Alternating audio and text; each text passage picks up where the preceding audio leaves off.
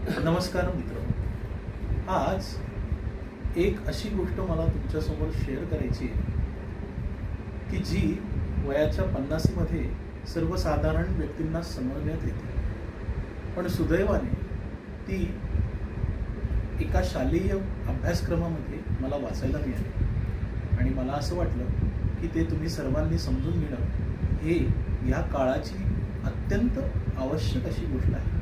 म्हणून सर्वप्रथम ते शालेय पाठ्यक्रमात आलेली ती कविता मी तुम्हाला वाचून दाखवतो आणि त्याच्यावरती एक 5 मिनिटाचं आपण विश्लेषण करूया. मित्रहो, त्या कवितेचं नाव आहे प्रमाण.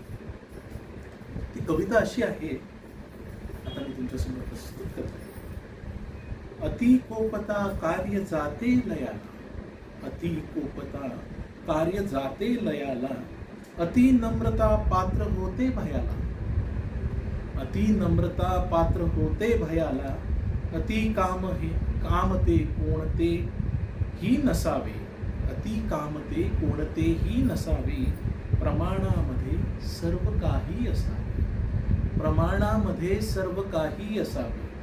अतिभूषणे मार्ग तो संकटाचा, अतिभूषणे मार्ग तो संकटाचा, अति थाट तो वेश होतो नटाचा.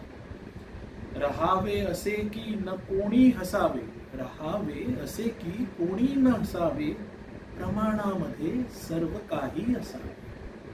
स्तुतीला अति बोलती श्वान वृत्ती, स्तुतीला अति बोलती श्वान वृत्ती, अति लोकनिंदा करी दृष्टचित्ती. न कोणा उगे शब्द स्पर्श डसावे. किती छान म्हटले कवीने. न कोणा उगे शब्द स्पर्शे डसावे, प्रमाणामध्ये सर्व काही असावे.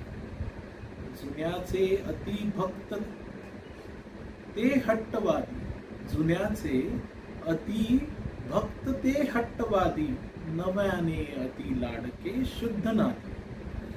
खरे सार शोधोनिया नित्य घ्यावे, खरे सार शोधोनिया नित्य घ्यावे, प्रमाणामध्ये सर्व काही असावे, प्रमाणामध्ये सर्व काही असावे.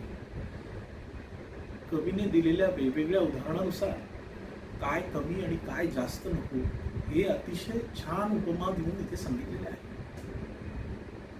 इथे जीवनाला कशा प्रकारे बॅलन्स आउट करायचं हे कवी यथार्थाने समजवण्याचा प्रयत्न करत आहे. बॅलन्स म्हणजे प्रत्येक वेळेस 50-50